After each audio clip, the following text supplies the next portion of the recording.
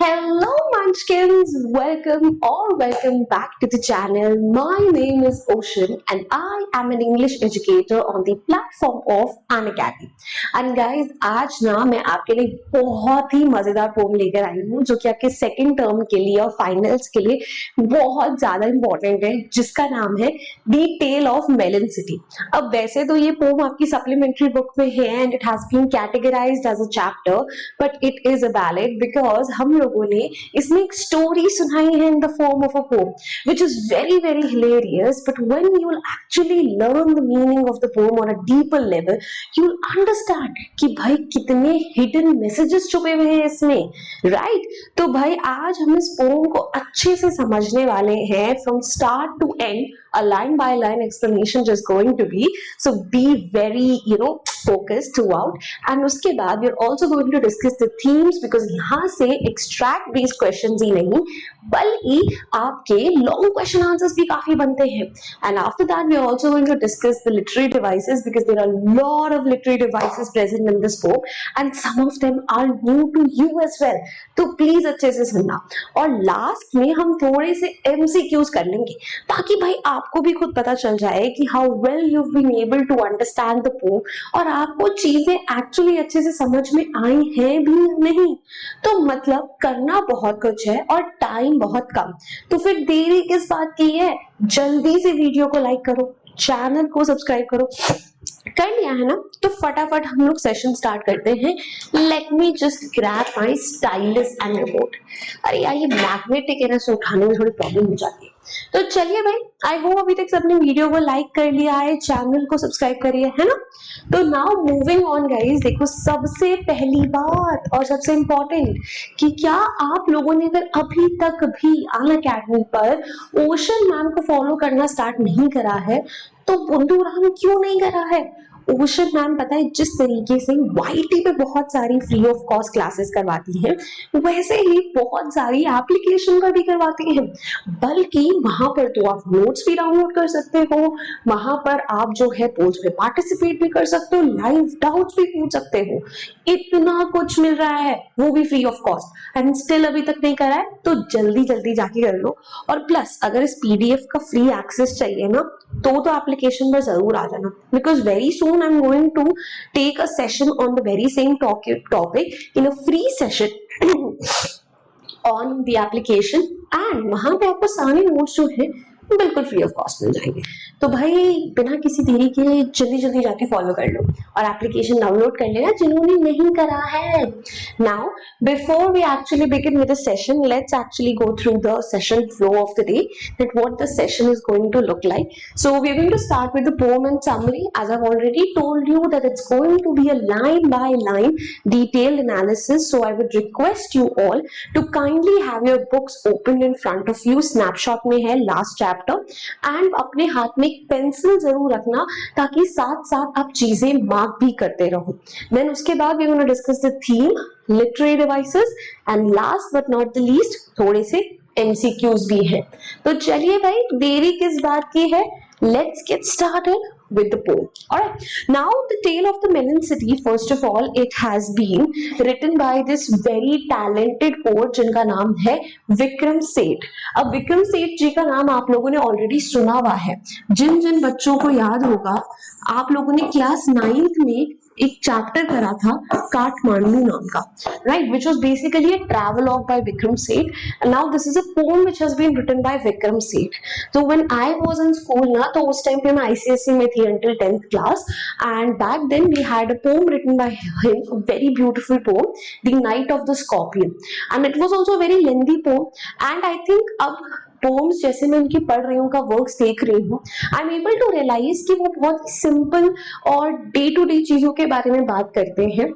Probably something that we all have ever heard, someday heard or witnessed in front of our eyes, but उसके पीछे का जो deeper meaning है ना वो बहुत कम लोग समझ जाते हैं और वही समझाने के लिए विक्रम सेठ के ये वर्क्स एक्चुअली बड़े काम में आते हैं. So now even this entire poem, The Tale of a Melon City, it's all about this fictitious city जिसका नाम है मेलन सिटी. ठीक है, वहां पे एक राजा है, ठीक है, जो अपने आप को बहुत ही बोलता है कि मैं तो बहुत ही जस्ट हूँ, मतलब न्याय प्रिय हूँ, बहुत ही पेशेंट हूँ, but as the events start to happen, they turn around, हमें दिखता है कि वो actually कितने patient है, कितने just है, and the entire course of events this unfolds in a very hilarious manner. बहुत सारी funny चीजें बीच में होंगी. I'm pretty sure it will bring a smile to your face. So that is the brief of the poem. Now let's get started without any further ado. So here we begin with the poem. But start करने से पहले यार, ठीक है, my throat is actually not doing very well these days. So before I begin with anything else, मैं एक Vicks ले लेती हूँ because मुझे थोड़ा सा लग रहा है कि मेरे गले पे जोर पड़ रहा है as I'm speaking continuously. और मैं बहुत मुश्किल से इस पॉइंट पर आई हूँ जहां पर मैं इतना भी बोल पा रही हूँ. So I would not like to take a risk.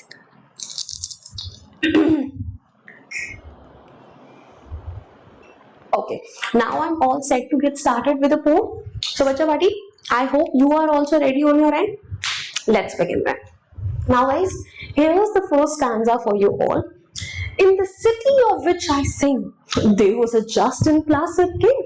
The king proclaimed an ark should be constructed that triumphantly would span the major thoroughfare to verify spectators there.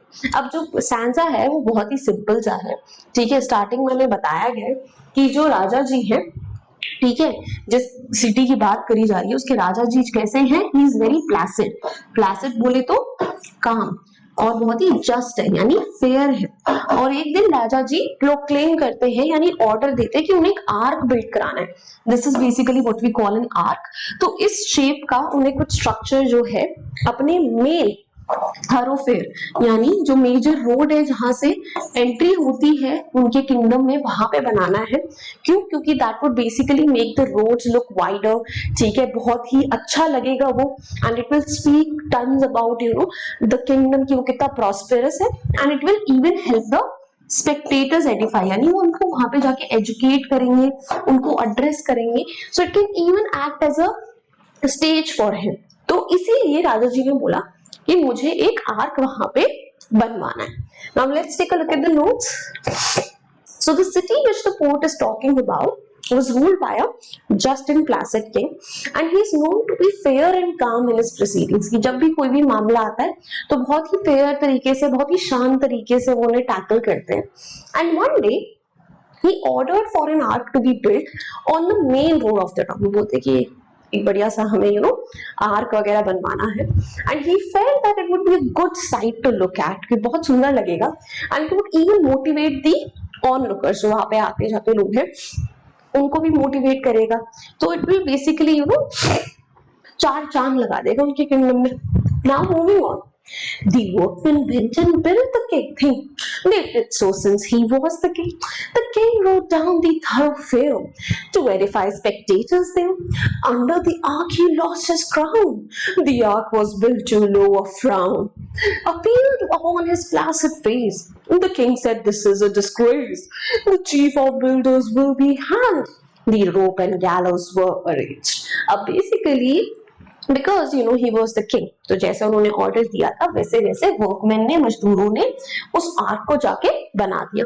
And once the arch was built, तो जो king है वहां पर जाते हैं ताकि वो inauguration कर सके उस आर्क का, स्पेक्टेटर्स को एडिफाई एजुकेट कर सके. But what happens as he was passing under the arch, ठीक है, उनका जो क्राउन है वो गिर जाता है, ठीक है, बिकॉज जो आर्क था वो बहुत ज्यादा लो बना हुआ था, ठीक है, तो उसकी हाइट कम थी, तो जिसकी वजह से जो पूरा का पूरा वो आर्क था वो जो है क्राउन के किंग के क्राउन से जो है टकराता है एंड इट फॉल्स डाउन. अब जैसे ही ये चीज होती है, all of a sudden instantly there was a frown upon the king's face. frown का मतलब क्या होता है? a sad expression, मतलब something which is expressing that you are upset. sad नहीं बोलेंगे, upset, आपको बुरा लगा, you are offended. like what is this? and बोला क्या क्या? he was a calm king. अब placid था तो calm था तो इतनी जल्दी कैसे भड़क गया? बट हो गया. And the king said, "This is a disgrace. ये तो भाई मेरी तौहीन हो चुकी है सर. यहाँ जो चीफ ऑफ बिल्डर्स है यानी जिन्होंने बेसिकली ये बनवाया है, ठीक है, पूरा का पूरा आर्क उसे हैंग करा जाएगा और इसलिए रोप और गैलोज वगैरह सबको बुलाया गया। अब गैलो इज बेसिकली जहां पे फांसी दी जाती है, the whole structure where someone is hanged, that is basically what we call a gallows. So as per the king's order, अब ये सब चीजें अरेंज करी गई क्योंकि भाई अब राजा जी को आ चुका है गुस्सा, he is clearly offended कि ऐसा कैसे हो सकता है.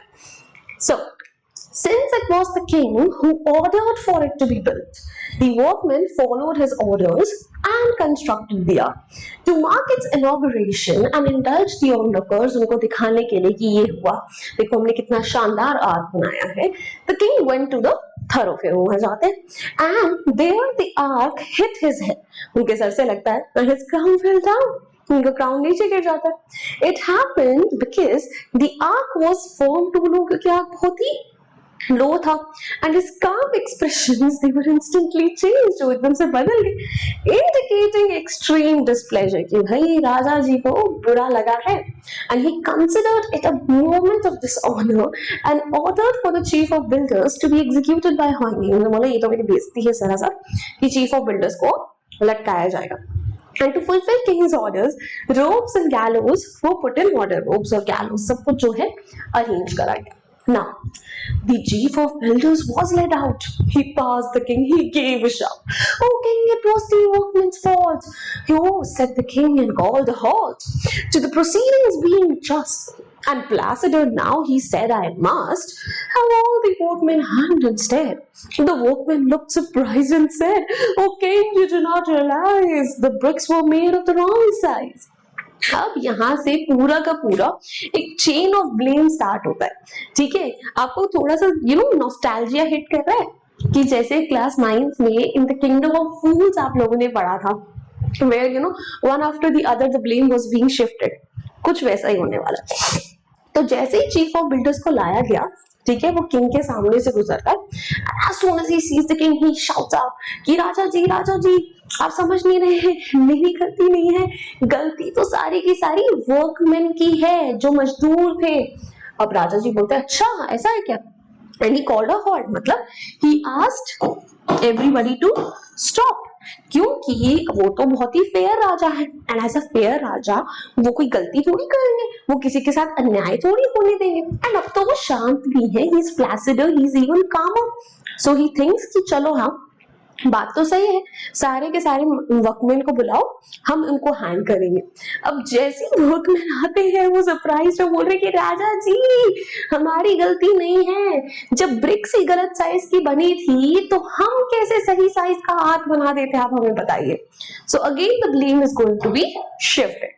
So now let's take a look at the notes. So the chief of builders was found and brought to be executed, and he was being taken to the king, and on seeing the king the chief of builders immediately shouted, चिल्लाने लगता है, and exclaimed that it was the workmen who were at fault, and the king immediately called it off and declared that the workmen must be hanged.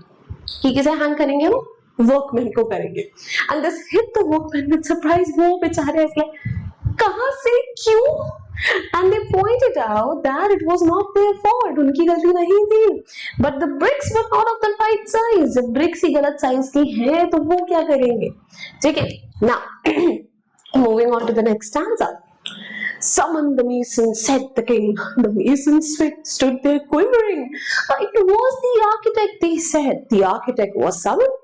अब basically masons यानी मिस्त्रियों को बुलाया गया.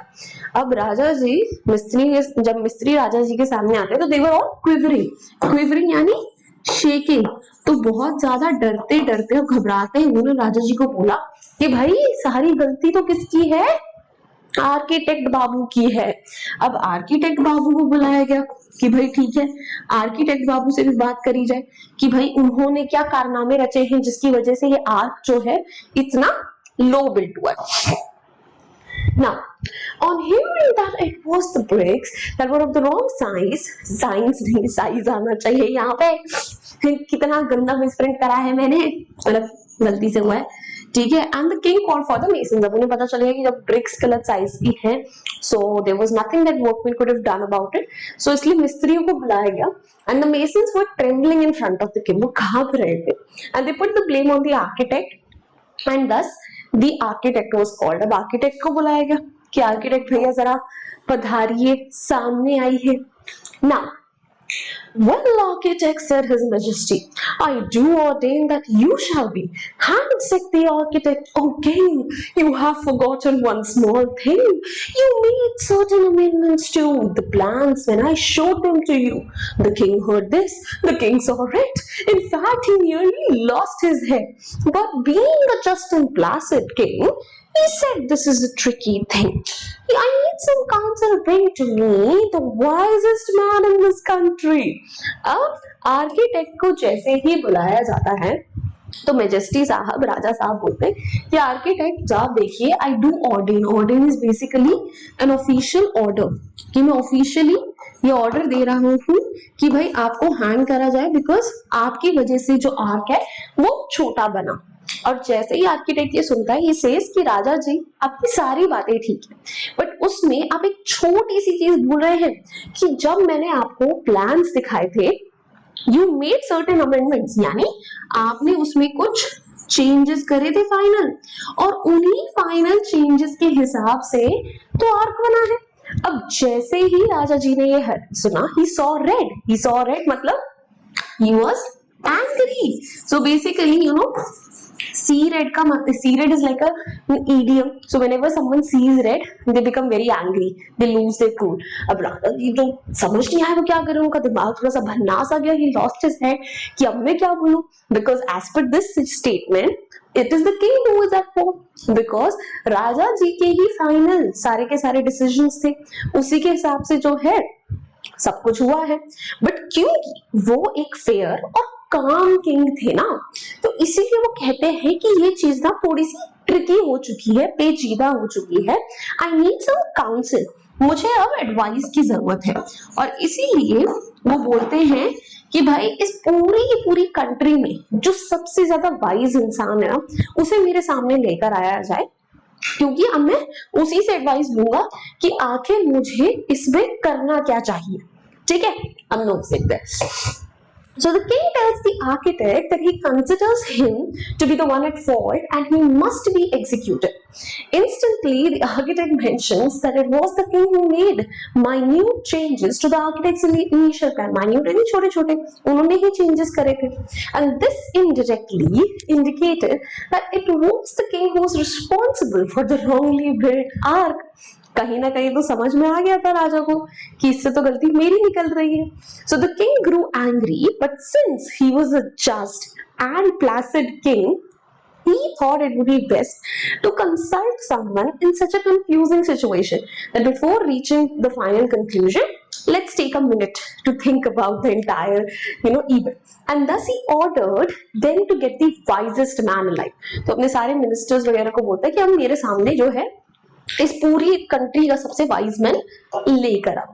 Now the wisest man was found and brought, carried to the royal court. He could not walk and could not see, so old and therefore wise was he. But in a quavering voice he said, the culprit must be punished.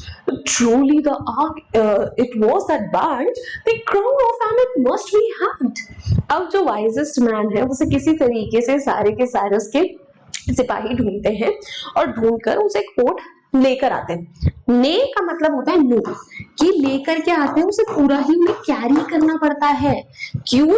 क्योंकि apparently as per his soldiers and ministers, the wisest man in the country was the oldest one. क्योंकि वो इतना बूढ़ा है कि ना वो चल सकता है ना वो देख सकता है, so obviously वो सबसे वाइज होगा.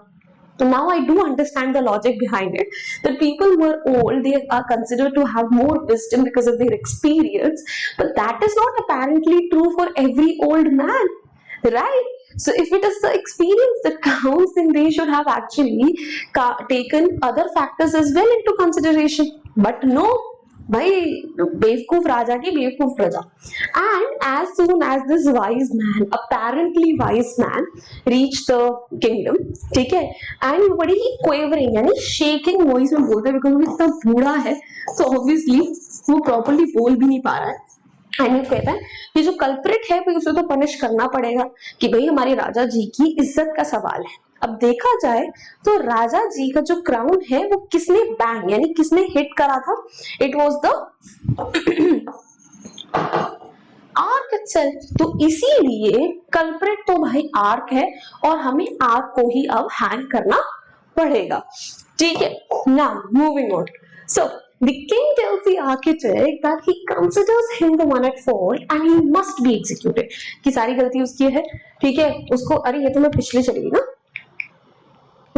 yeah, so they found the wisest man but he had to be carried to the royal court। so royal court बकायदा लेकर जाना पड़ा because he was so old that he could neither walk nor see properly and with his age came his wisdom। क्योंकि इतने ज्यादा बूढ़े थे तो इतने ज्यादा समझदार भी होंगे।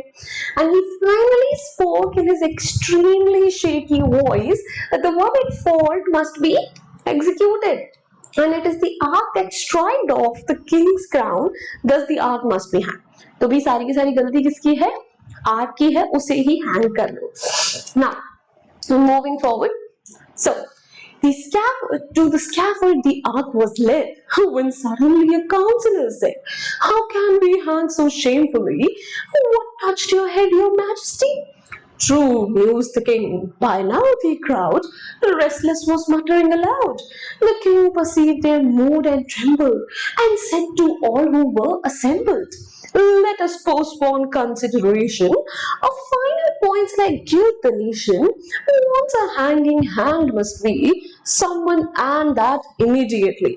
अब basically वहां पे scaffold is again the entire place जहां पे आप किसी को हैंग करते हो, उस इंस्ट्रूमेंट को स्कैफोल्ड बोलते हैं। वहां तक आर्क को प्रॉपर घसीट के बांध के लेकर जाया गया और अचानक से एक काउंसलर, बेसिकली जो राजा जी का कोई एक मिनिस्टर था, ठीक है, वो बोल उठता है कि राजा जी एक बात सुनिए कि भाई ये जो आर्क है इसने आपके इतने पायस, इतने प्योर क्राउन को टच करा है, तो हम किसी ऐसी चीज को कैसे हैंग कर दे जिसने आपके क्राउन को टच करा।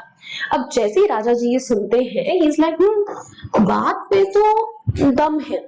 म्यूज्ड का मतलब है थॉट, कि भाई राजा जी ने सोचा कि हाँ यार बात तो बिल्कुल सही है, पर इस टाइम तक अब जो क्राउड था वो रेस्टलेस हो चुका था।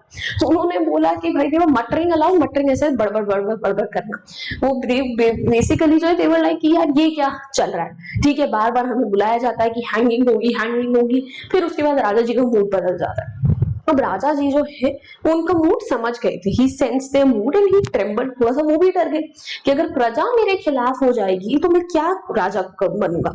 तो एकदम से वो सबको फिर एड्रेस करते कि सारी जनता सुनिए, मुझे पता है कि आप लोगों को पब्लिक हैंगिंग चाहिए, बट अभी मामला और ज्यादा पेचीदा होता जा रहा है, so let's take a minute, थोड़ा सा चीजों को सोचते हैं समझते हैं, but I promise you that since you all want a public hanging, एक पब्लिक हैंगिंग जरूर होगी। जैसे ही हमें पता चलेगा कि कल्प्रिट कौन है, इमीडिएटली हम उसे हैंग कर देंगे। चलिए now moving on, I hope guys आप सबको फॉर्म अच्छे से समझ में आ रही होगी। I know it's a bit on the lengthier end, काफी ज्यादा लेंथी है, but at the same time I think it is equally interesting as well. काफी इंटरेस्टिंग फॉर्म ये है ना। चलो moving on. So after listening to the wise man's opinion, the ark was being taken for public execution when suddenly one of the ministers of the royal court raised an objection। एक बंदा बोल पड़ता है नहीं नहीं ऐसा नहीं हो सकता। According to him, it would be disgraceful to hang something that touched the head of their mighty king। कि हम किसी ऐसी चीज को कैसे हैंग करते जिसने हमारा राजा जी का क्राउन टच किया है। The king also found it appropriate। बात तो किंग को भी सही लगी थी। And by this time the crowd became unsettled, impatient। They wanted execution of the one at fault, जिसकी गलती उसे execute करो। And the king, being just and placid, recognized the temper of his people and declared that they must postpone something as crucial as determining the guilty। कि हम एक बहुत ही crucial, बहुत ही important काम कर रहे हैं कि हम ये डिसाइड कर रहे हैं कि who is to be blamed for it. ऐसे तो नहीं हम इंस्टेंटली कर सकते, तो थोड़ा समय ले लेते हैं। And he further added that if the nation wants a hanging, the guilty once decided would be hanged without further delay. कि एक बार गिल्टी इंसान पकड़ा जाए उसके बाद हम देरी नहीं लगाएंगे, उसके बाद तो हम फटाफट उसे हैंग कर ही देंगे। Moving on now, Next stanza. The noose was set up somewhat high. Each man was measured by and by, but only one man so tall, he fitted one man, that was all. He was the king, his majesty was therefore hanged by royal decree. अब क्या हुआ कि उनको इतना कुछ सोचने के बाद भी जब कोई कल्प्रिट हाथ नहीं लगता है तो क्या करते हैं, वो एक नोज इज लाइक फांसी का फंदा लगा देते हैं ऐसे, एंड देन उसके बाद क्या करते हैं, हर एक बंदे को मेजर करने लगते हैं कि जिस बंदे की हाइट इस नोज के हिसाब से परफेक्ट बैठी हम उसको जो है हैंग कर देंगे। अब देखते ही देखते सिर्फ एक बंदा उन्हें मिलता है जिसकी हाइट जो है इसके लिए परफेक्ट बैठती है, and it was not other than the king himself. तो इसीलिए रॉयल डिक्री यानी रॉयल रूल्स एंड रेगुलेशन के हिसाब से इनको जो है अपने राजा को भी फांसी पे चढ़ा दिया इन लोगों ने, ताकि भाई जनता परेशान ना हो ना। आगे बढ़ते हैं भाई। So to ascertain the one to be executed कि किसे फांसी का बंदा लगाए, they set up a noose and the one to fit it would be hang कि भाई जो भी इसमें फिट करेगा उसे हम चढ़ा देंगे सूली पे। And each man was called and measured one by one, हर किसी को बुलाया गया, हर किसी को प्रॉपर्ली मेजर किया गया। And the noose was set up at quite a high point, थोड़ा ऊंची ही थी, and only one man was tall enough to fit in the noose, सिर्फ एक बंदा था जो इतना टॉल निकला जो उसमें फिट हो रहा था, and it was the king himself. So finally they had found someone to be executed, कि उन्हें मिल तो गया ना, किसी को तो फांसी चढ़ा दी उन्होंने, and their king was hanged by the official force of law। तो भाई लॉ के हिसाब से राजा जी को ही फांसी चढ़ गई। Now thank goodness we found someone said the ministers for if instead we had not the unruly town might well have turned against the crown। Long live the king, the minister says, long live the king is dead। अब basically अब ये सारे के सारे ministers जो थे they were very happy and satisfied with their decision। they were like thank God, हमें finally कोई ना कोई तो मिल गया ना यार, मतलब अगर हम किसी को फांसी पे ना चढ़ाते तो ये जो अनरूली टाउन है यानी इम्पेशेंट एंग्री टाउन जो हो चुका था, ठीक है, ये तो बेसिकली क्या करते, एक सेकेंड, ये लोग तो राजा के ही अगेंस्ट हो जाते। ये लोग बोलते भाई सारी की सारी कमी हमारे राजा में, ये हमें एक पब्लिक हैंगिंग नहीं दे पा रहे, और उसके बाद वो लोग basically they started hailing the king कि हमारा राजा चिरंजीवी रहे, चिरंजीवी रहे, and then all of a sudden it's hit चिरंजीवी रहे, हमारा राजा तो मर गया, हम बिना राजा के क्या करें। So now there was another problem कि अब इनके पास राजा नहीं है। तो देख रहे हो तो इस फेयर और बेसिकली काम राजा की हरकतें कहां तक इसे लेकर आ गई कि भाई साहब ने सोचा कि चलो यही हमें कोई ना कोई तो हैंग करना है। क्या मतलब है कि अगर इसके लिए फांसी पे मुझे खुद चढ़ना पड़े, सूली पे मेरा सैक्रिफिशियल गोट बन जाए, मैं बन जाऊंगा, मेरे को फर्क नहीं पड़ता, मेरी फेयरनेस पे कोई भी उंगली नहीं उठा सकता कि मैं न्यायप्रिय नहीं हूं, ठीक है, वो स्वर्ग में न्यायप्रिय और काम रहेगा। सो the ministers of the royal court they heaved a sigh of relief, hush, this is a heave sigh of relief as they found someone to be put to death for the faulty art। they were like chalo finally किसी को फांसी पे चढ़ा ही दिया। And they feel that if they would not have found someone, the disorderly crowd, unruly and disorderly, would begin questioning the power and integrity of the power vested in the crown। कि जो crown की power है उसी पे question उठाने लगते कि यार ऐसा कैसा राजा। Long live the king, everyone said। It brings out the irony। So now this is a very ironical statement। तो ये पूरी की पूरी जो पोम चल रही है इसमें sarcasm, आयरनी भर भर के है, ठीक है। तो this is basically very ironical. क्यों? Because the king that they were healing for was no longer alive. किस राजा के चिरंजीवी, किस राजा की लंबी आयु के लिए दुआएं मांग रहे हो, वो राजा जो जिंदा ही नहीं है जिसको तुमने अभी अभी फांसी पे चढ़ाया है। They wanted their king to live a long life, but on the other hand they were relieved to have found someone to execute, even if it was the king himself। ठीक है, एक तरफ तो तुम चाहते हो कि तुम्हारा राजा चिरंजीवी रहे, दूसरी तरफ तुमने उसी का बलि बना दिया, ठीक है, चाहे तुम्हें बेसिकली यही तुम्हारी शर्त थी कि हमारे यहाँ पे कोई पब्लिक हैंगिंग हो जाए, बस क्या मतलब है ना। Moving on, they pondered the dilemma They pondered the dilemma then, being practical-minded men sent out the heralds to proclaim, in his former majesty's name, the next to pass the city gate will choose the ruler of our state. As is our custom, this will do and be enforced with due ceremony. अब basically सारे के सारे अब ये ministers जो अपना दिमाग लड़ाते हैं कि भाई क्या करें, किसे अपना नेक्स्ट राजा बनाए, ठीक है, तो दे पॉन्डर्ड यानी basically they thought over the dilemma यानी कंफ्यूजन कि राजा बनेगा तो बनेगा कौन। और क्योंकि ये लोग कैसे मिनिस्टर्स थे, दे वर वेरी प्रैक्टिकल ना, ठीक है, अभी तक हमें दिख तो रहा है कितनी प्रैक्टिकलिटी है इन सारे के सारे लोगों में, तो उसी प्रैक्टिकलिटी के बेसिस पर they sent out Harold's. Harold's का मतलब होता है ऑफिशियल अनाउंसमेंट, उन्होंने एक अनाउंसमेंट जारी कर दिया। अब अंडर किंग्स रूल कोई भी अगर अनाउंसमेंट होगी so you need a royal name under it कि किसके नाम पे है, तो ऑब्वियसली पुराने राजा के नाम पे रॉयल अनाउंसमेंट्स निकाल रहे हैं अगले राजा की चुनाव के लिए कि भाई कि जो बंदा अगला नेक्स्ट हमारा सिटी गेट को पास करेगा he will decide the ruler of our state and क्योंकि ये हमारा कस्टम है तो प्रॉपर सेरेमनी बिल्कुल मतलब पूरा उसका राज अभिषेक वगैरह करा जाएगा, उसे बिल्कुल सब लोग जो है अपना राजा दिल से मान लेंगे, ठीक है। whosoever passes the next city gate, ठीक है, वो ही जिसको राजा बनाएगा वो हमारा राजा होगा। This is the decision. Now moving forward, आगे बढ़ते हैं।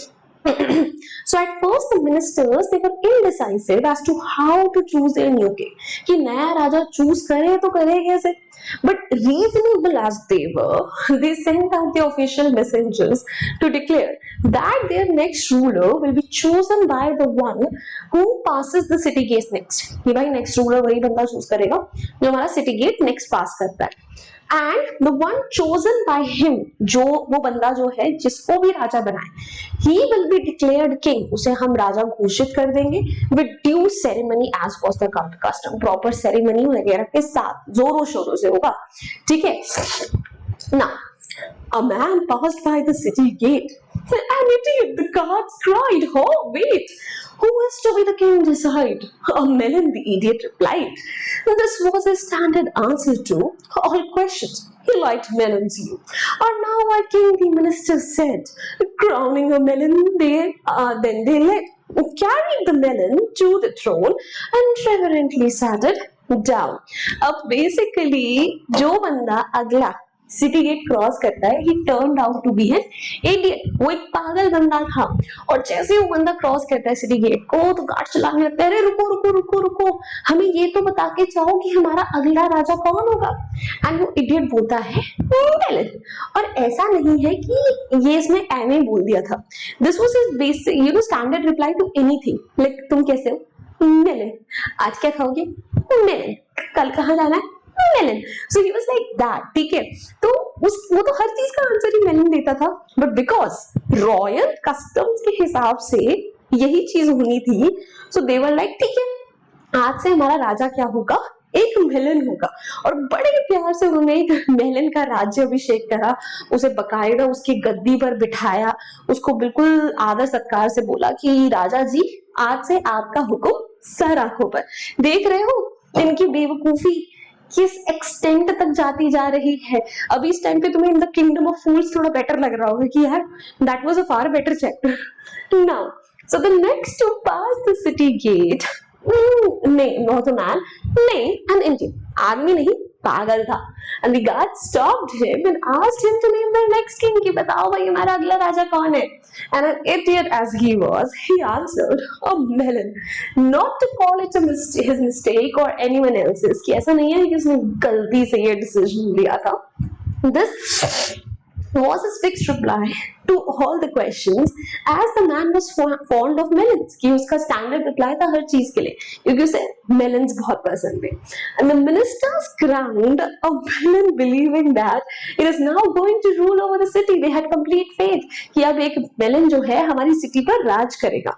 And they sat the melon on the throne and declared him king, उसे officially king declare कर दिया। Now This happened years and years ago. When now you ask the people, so your king appears to be a melon. How did this happen? They say, well, on account of customary choice, if His Majesty rejoice in being a melon, that's okay with us for who we are to say. With what he should be, as long as he leaves us in peace and liberty.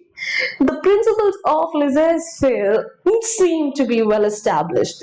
अब basically ये जो हम पूरी की पूरी story पढ़ रहे हैं, ये तो बहुत सालों पुरानी है, मतलब बहुत सालों पहले उन्होंने एक मेलन को राजा बनाया था, पर आज तक भी उनकी गद्दी पर एक मेलन ही राज कर रहा है. So whenever someone visits their city, they are obviously very surprised to see a melon to be their king. वो लोगों से पूछते हैं कि अच्छा यार एक बात बताओ, ऐसा कैसे हो गया कि तुम्हारा राजा एक मेलन है.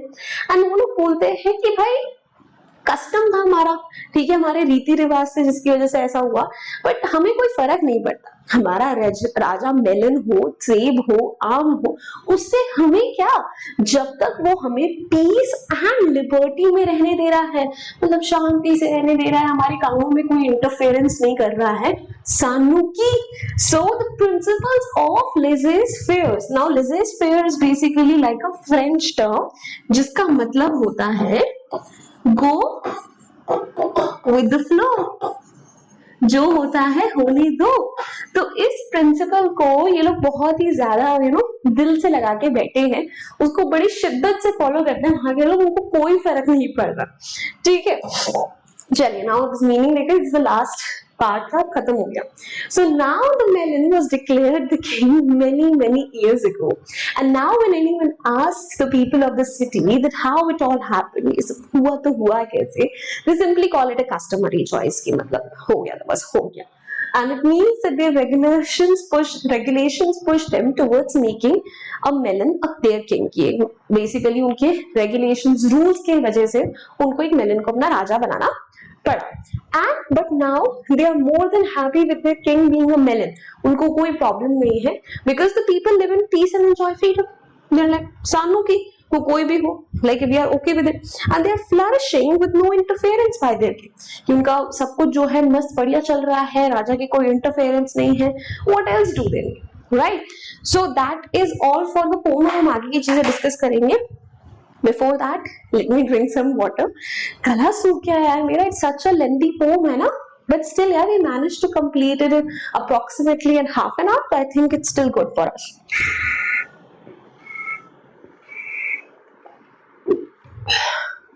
I'll pop in another Vicks and then we'll continue ahead. बस अब तो themes बचे हैं, literary devices और MCQs बचे हैं, and that's all you're gonna do for the day. भाई देखो अभी तक मुझे पूरा यकीन है? Just a second, give me a minute.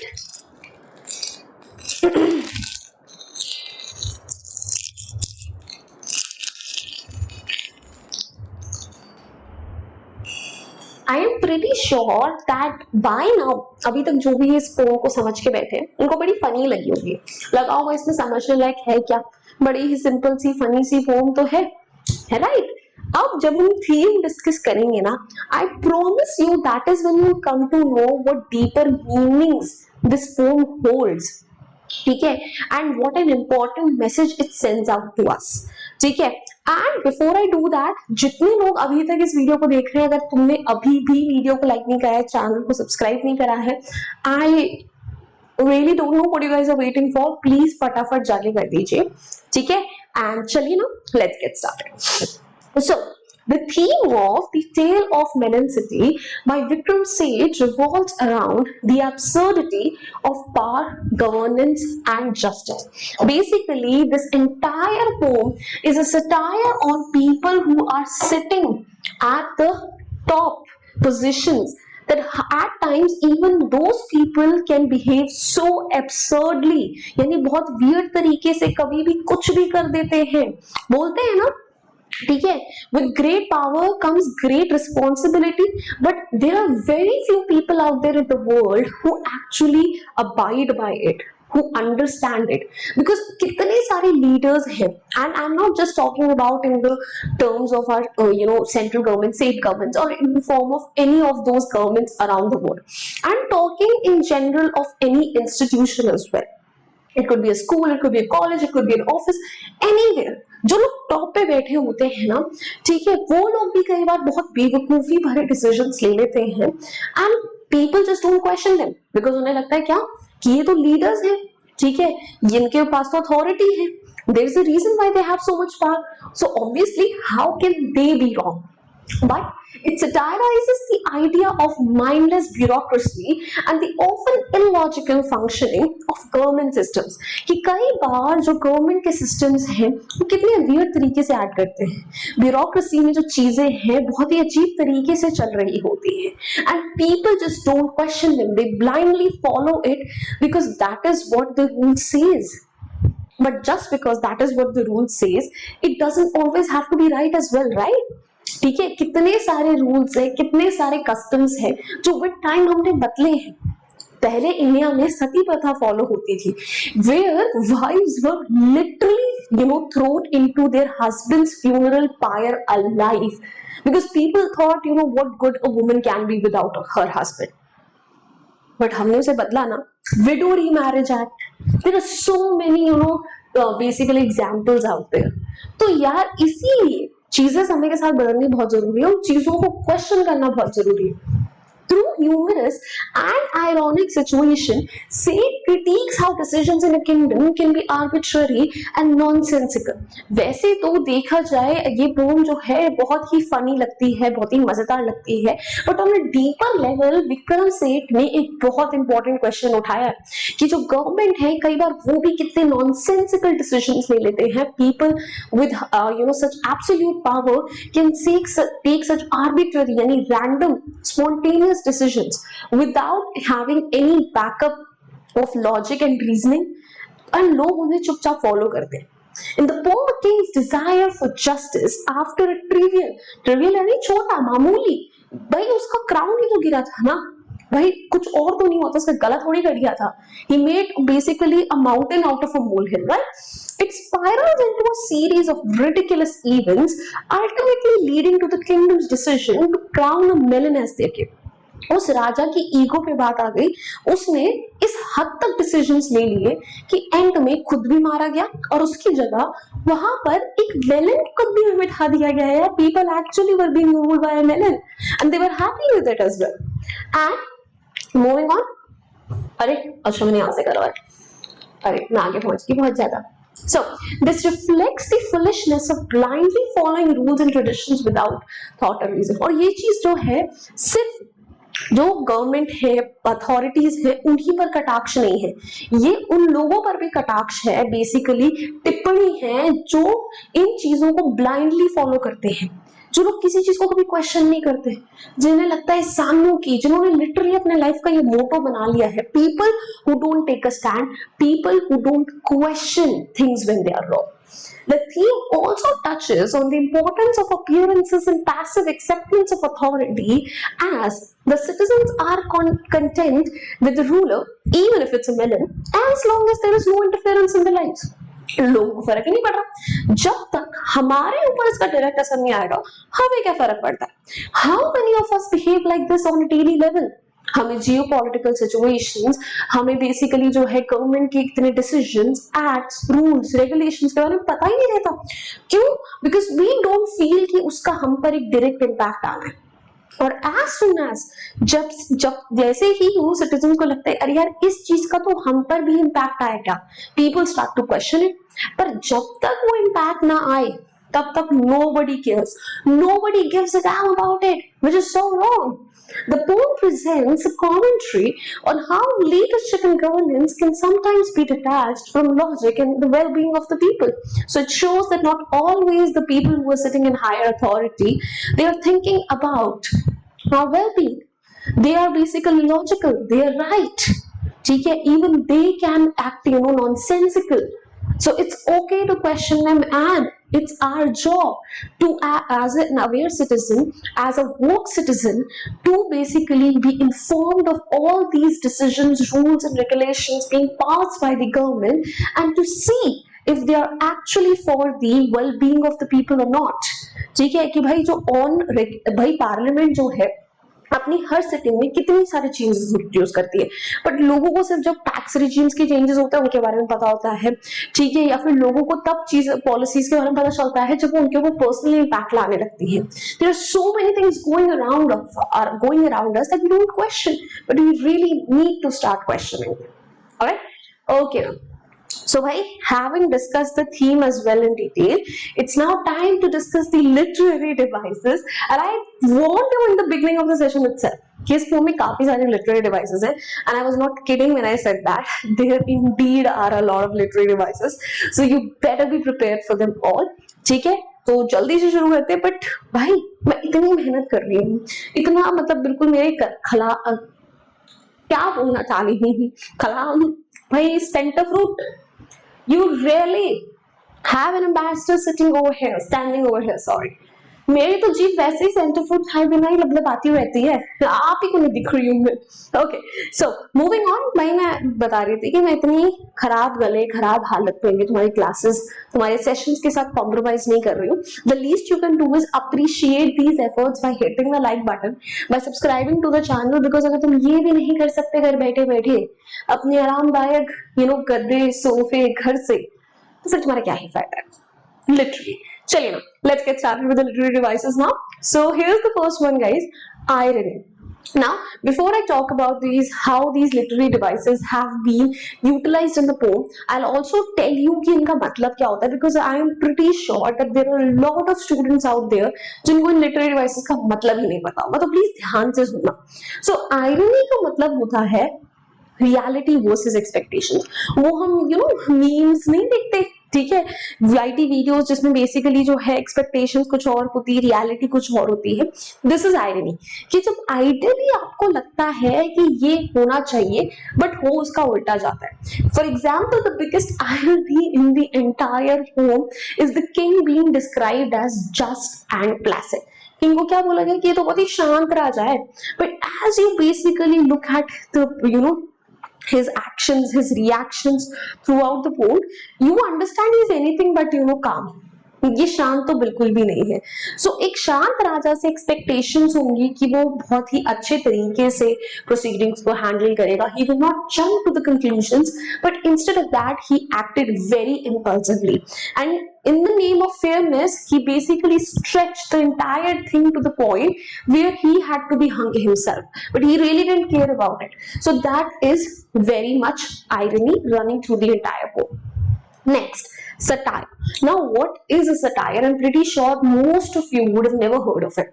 Satire का मतलब होता है जब आप किसी कोई भी, it could be any piece of art, literature, painting, anything, ठीक है, उसमें आप ह्यूमर की मदद से, ठीक है, आप एक बड़ा मीनिंग छुपा कर देते हो, something which has a hidden meaning behind it for a larger mass of the audience, could be political, could be religious, could be anything. For in this entire poem, ठीक है, we used humour, we used exaggeration यानी बहुत फेंका है हमने चीजों को, and we mock the absurdity of bureaucracy, authority and the blind adherence to tradition. कि जो लोग पावर में होते हैं, अथॉरिटी में होते हैं, how they misuse their power, how at times they can act very randomly, and how as people we are so foolish that we follow them blindly just because वो हमारे से हायर अथॉरिटी पर है। सो इन सब के ऊपर हमने एक सटायर दिया है। Next is repetition we all know what it is, जब बार बार चीजें टेप रिकॉर्डर की तरह रिपीट हो। For example, O king is one of those phrases which has been repeated a number of times. Then there is the ark was built too low. तो ये कुछ ऐसे फ्रेजेस हैं जिनको बार बार हमने रिपीट करा है। Now moving on, next is alliteration. भाई alliteration को तो मैं लिटरली पता है, मतलब पोम्स की दुनिया का ना बिन बुलाए मेहमान करार कर चुकी हूँ। मतलब आपको कहीं पर कुछ मिले या ना मिले, एलिटरेशन बाबू आपको हर जगह मिल जाते हैं, ठीक है, ये हर जगह प्रेजेंट होते हैं। एलिटरेशन का मतलब होता है जब अगल बगल के वर्ड्स जो है they start with the same consonant letter और consonant sound, that is what we call alliteration। जैसे the king proclaimed an arch should be, ठीक है, इसके अंदर जो है एन और आर्क जो है they are starting with the same sound, but that is not consonant. It is more of like कि यहाँ पे तो हमें वावल साउंड रिपीट होती हुई दिख रही है, तो अगर वावल साउंड रिपीट होती है it could be in the beginning, middle और एंड, उसे हम एजोनेंस का नाम देते हैं, ठीक है। और आई थिंक दूसरे एग्जांपल में, हाँ, the nose was set up somewhat high, so S sound जो है देखो स्टार्टिंग में रिपीट हुई है, सो यहाँ पर हम कह सकते हैं कि हाँ एलिट्रेशन है। Next is symbolism. सिंबोलिज्म का मतलब क्या होता है कि जब कोई भी चीज, ठीक है, अपने डिक्शनरी वाले मीनिंग से हटकर कोई डीपर बड़ा मीनिंग रिप्रेजेंट कर रही है, दैट इज सिंबोलिज्म। जैसे in this poem, you know, the melon has been used as a symbol. किस चीज का सिंबल है? It represents the arbitrary nature of authority. For all those of you, बहुत बार मुझे ये शब्द यूज करते हुए देख लिया है तुमने इस पूरे सेशन में, arbitrary. Arbitrary का मतलब होता है something which happens spontaneously, randomly, out of the blue, कुछ भी कभी भी हो रहा है, that is arbitrary. ठीक है, तो उनकी अथॉरिटी के उस नेचर पे, and how easily people accept unconventional leaders, कि उनको लगता है कि ये कुछ डिफरेंट है, ये कुछ अलग है, इसको ले लेते हैं, इसको एक्सेप्ट कर लेते हैं, तो उस चीज का सिंबल है। Then hyperbole. हाइपरबली का मतलब क्या होता है? फेंकना, फेंकुचंद, ठीक है। जैसे you know there has been so many exaggerations, there have been so many exaggerations when we say the arch was built too low, how low can it be built? It is an ark, ठीक है। The king nearly lost his head. It is not, you know, that he उसका seriously sir ही घूम गया and he is looking for his head. He basically mean that he got very angry. He couldn't understand the situation. उसे समझ नहीं आया वो कैसे react करे। So ये सब कुछ जो है absurdity को हाईलाइट करने के लिए है कि कितनी weird ये situations थी। Now moving on, next is basically, you know, allegory, ठीक है। allegory is also basically like, you know, when something has a hidden political agenda or message behind it, ठीक है। सटायर में आप ह्यूमर की मदद से वो मैसेज देते हो, उनके ऊपर टिप्पणी करते हो। allegory में it is basically representing an entire political situation or something, ठीक है। जैसे you know this entire poem is an allegory for the consequences of blind adherence to tradition authority, कि जब आप authorities को, traditions को बिना question करे हुए blindly follow करते हो तो नतीजे क्या निकलते हैं। and just because चीजें unconventional है इसका मतलब ये नहीं है कि वो सही है। next is inversion। इन्वर्जन याद है किसी को? इस साल हमने इन्वर्जन मेरे ख्याल से पढ़ा नहीं है किसी पोम में।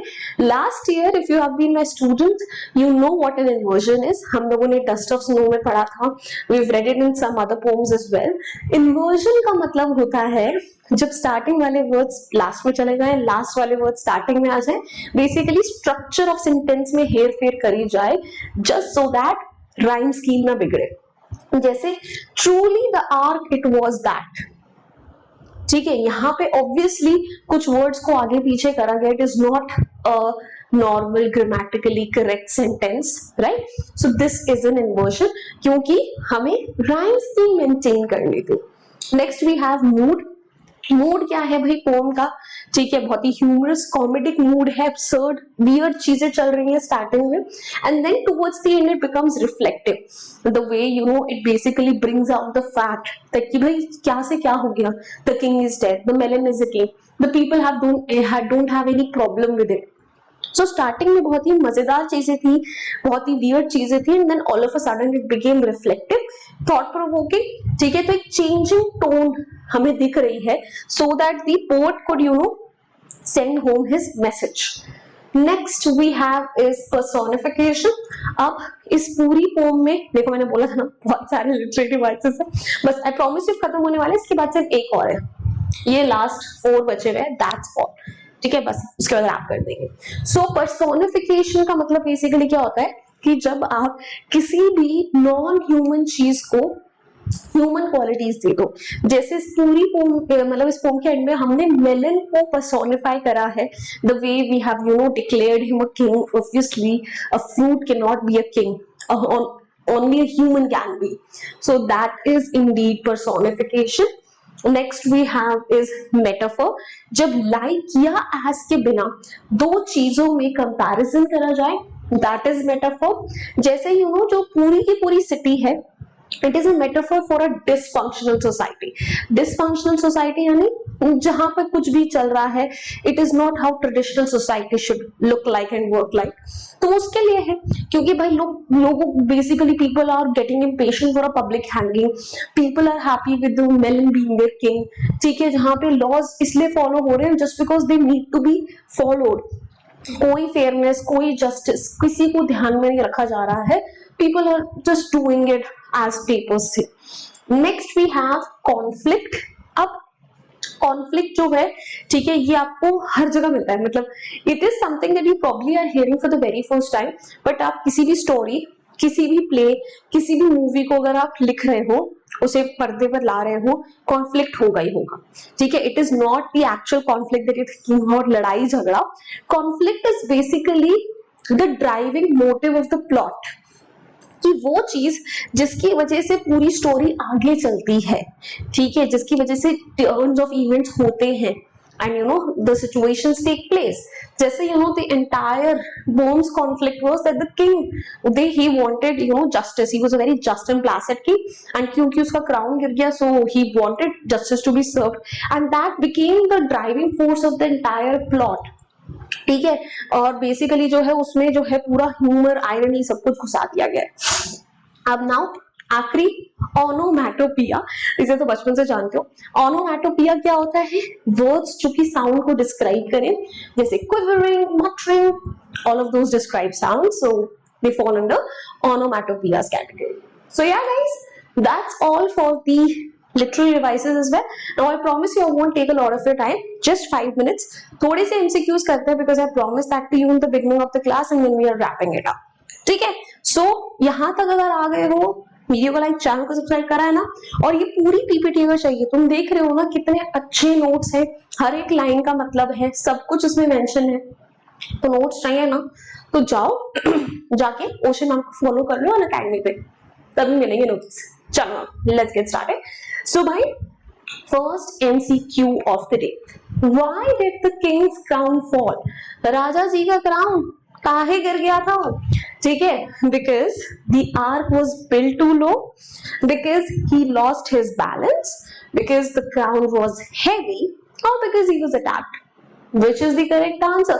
देखो प्लीज अब ऐसा मत करना कि मैं ही क्वेश्चन भी पूछ रही हूँ, मैं ही आंसर भी दिखा रही हूँ, that shouldn't be the case. Please थोड़ा सा समय लेकर खुद भी सोचना। सो 3, 2, 1, ऑब्वियसली इसलिए गिरा बिकॉज आर्क जो था वो बहुत लो था, वो राजा जी के क्राउन से टकराया और गिर गया। Next one, what order did the king give after the incident? Incident के जस्ट बाद राजा जी का क्या ऑर्डर आया? A, he ordered workmen to be hanged. B, he ordered to hang the chief of builders. C, he ordered to summon the architect. Or D, he ordered to gather all people. Which is going to be the correct answer, guys? 3, 2, 1. अरे ए पे कैसे कर रखा है? B should be the correct answer, ठीक है। और chief of builders को पहले उसने हैंग करने का ऑर्डर दिया था, वर्कमैन का नंबर तो उसके बाद आया था, because if you remember in the story, जो चीफ ऑफ बिल्डर्स थे, when they came in they said कि नहीं सारी गलती जो है वो वर्कमैन की थी, that is when the workmen were ordered, ठीक है। Next, according to the architect who made the amendments, ठीक है, आर्किटेक्ट के हिसाब से अमेंडमेंट्स चेंजेस किसने करे थे? The king, the chief of builders, he himself or the masons? Which is going to be the correct answer? 3, 2, 1. Obviously it was the king. तभी तो सारी काया पलट गई थी, because the entire blame it fell upon you know the king's head, and then he was like you know अब मैं क्या करूं? Right. Next, listening about his own hanging, who did the king call for? जब ये पूरा architect वाला scene हुआ and then the blame was entirely on king's shoulders, तो उस टाइम पे फिर king ने किसे बुलाया? A, the oldest man in the country. B, the wisest man in the country. C, the wisest minister in his administration. Or D, all the people. Which is going to be the correct answer, guys? So 3, 2, 1. the wisest man in the country, guys. अगर किसी ने oldest वाला select करा है ना, so mind you, वो oldest वाला जो था ना, ठीक है, वो तो उसके ministers ने चुना था, because they were like, बूढ़ा है तो सबसे होशियार भी यही होगा. Next, what was the public demand that the king sought to fulfill? Public की कौन सी डिमांड थी जो राजा जी ने बोला चलो मैं फुलफिल कर देता हूँ? A, they wanted no one to be hanged. B, they wanted a hanging. C, they wanted the ark to be demolished. Or D, they wanted a new king. Which is going to be the correct answer, guys? So 3, 2, 1. B, they wanted a public hanging. They were like हमें नहीं फर्क पड़ता, who's to be blamed, हमें hanging चाहिए मतलब चाहिए. Next one. What sort of perception does the public hold for their chosen king after so many years? जो राजा उन्होंने चूज करा, ठीक है, उसके लिए उनका फिर क्या परसेप्शन था towards the end, like the melon who was basically chosen to be their final king? A, they don't like him. B, they are enraged. C, they like him very much. D, they have no problem whatsoever. Which is going to be the correct answer? So 3, 2, 1, सोचना थोड़ा सा. D, I am pretty sure बहुत सारे बच्चों को लगा होगा कि C होना चाहिए. C नहीं लेंगे, क्यों? Because you know ऐसा नहीं है, they were very much in favor of him. उन्होंने बोला ना कि if the king wants rejoices to be a melon, he can be. हमें फर्क नहीं पड़ता, as long as जब तक वो हमारी लाइफ में इंटरफेयर नहीं करता, we don't care. Next, after reading the tale of the melon city, what opinion do you form of the king? पूरा ये पोम पढ़ने के बाद आपका किंग के बारे में क्या विचार है? A, he was just king. B, he was a rule abiding king. C, he was a foolish king. Or D, he was a wise king. Which is the correct answer? 3, 2, 1. Here we go. Indeed, he was a foolish king, यार. ये सभी का unanimous होगा. Next, do you think that the king took his notion of justice too far? जो उसने अपने दिमाग में बैठाया था that I am a just king, मुझे justice serve करना है, कि उसने उसे बहुत stretch करा? A, no, he did what a just king would do. B, maybe. C, yes, he lost his life in the process. D, who cannot determine. Which is going to be the correct answer? 3, 2, 1. It's option C, guys. ठीक है, उसने अपनी पूरी जिंदगी उसको गंवानी पड़ेगी इस चक्कर में, but she was like कोई बात नहीं, जान जाए प्राण जाए पर वचन न जाए, guys. Next, this is the second last, फिर एक और है बस. The ministers were foolish to ask an idiot about their next king. Do you agree कि ministers बड़े foolish थे कि उन्होंने एक idiot को बोला नया राजा चुनने के लिए? क्या आप agree करते हैं? Yes, no, partially, not clear from the poem. Which is the correct answer? 3, 2, 1. Yes, भाई, एक idiot से कौन बोलेगा भाई मेरा राजा select कर, right? Now, the last one of the day. What is the genre of the tale of the melon city? ये जो पूरी की पूरी poem है, इसका genre क्या है? A, thriller. B, humorous. C, ironical. D, both B and C. Which is the correct answer? सोचना. 3, 2, 1. It is D. Humorous भी है, irony भी भर भर के है. It has to be the correct answer, right? So yeah, guys, that's all for today's class. I think बहुत ही मजेदार क्लास रही है. हम लोगों ने बहुत कुछ आज के सेशन में करा है. We covered the entire poem, which was very lengthy. We discussed the themes, we discussed the literary devices, and even some really good MCQs towards the end. So भाई, अगर आपको भी इस पूरी PPT के एक्सेस चाहिए ना, वो भी फ्री ऑफ कॉस्ट, तो जाओ अभी के अभी ओशन मैम को ना अनअकैडमी पे फॉलो कर लो, सब मिल जाएगा फ्री में, बता रही हूँ. एंड या, that's all for today. Now I really hope you guys enjoyed this class. If you did, जाइए जल्दी जल्दी वीडियो को लाइक करो, चैनल को सब्सक्राइब करो. I'll see you guys next time. Until then, bye bye. Hasta la vista. फिर मिलेंगे पढ़ते पढ़ते. Bye guys.